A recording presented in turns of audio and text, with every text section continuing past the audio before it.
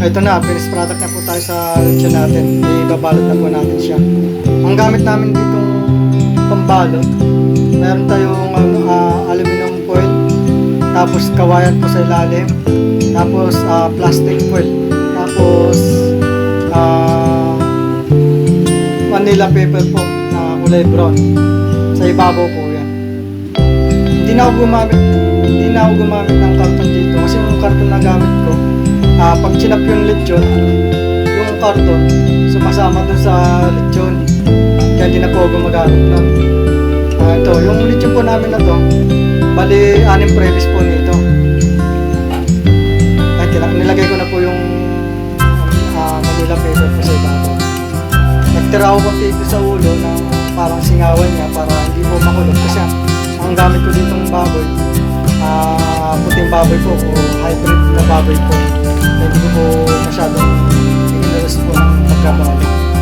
May tendency po kasi na baka lumabot yung balat, makulog po. Tali lang po natin sa bandang ulo. Dapat to yung pambalot dito yung aluminum foil na plastic. Naubusan po ako sa pinag-order ako. Kaya yun po yung pambalot natin. May design po. Tali lang po natin sa ulo.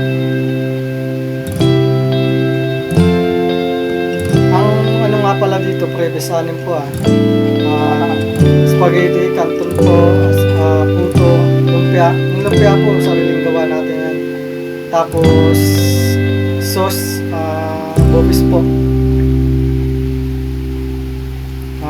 Maraming po sa nag-order. Maraming salamat po.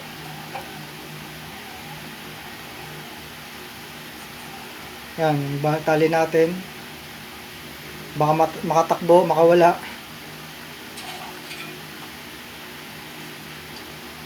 Ayan, tali lang po lang tali. Ang kagandahan lang sa kawayan, hindi siya napuputol pag halimbawa single motor lang yung gagamitin mo pang-deliver. Sa pagdating doon sa may umorder, okay pa rin siya. Ayan po yung mga previous natin. Pansit canton po. Ang gamit ko po ditong bilao, medium po. Siguro makakain yan, 15 packs o 20 packs. Ayan po, maraming salamat po sa mga nanood po. At magsishare po nito, maraming salamat po.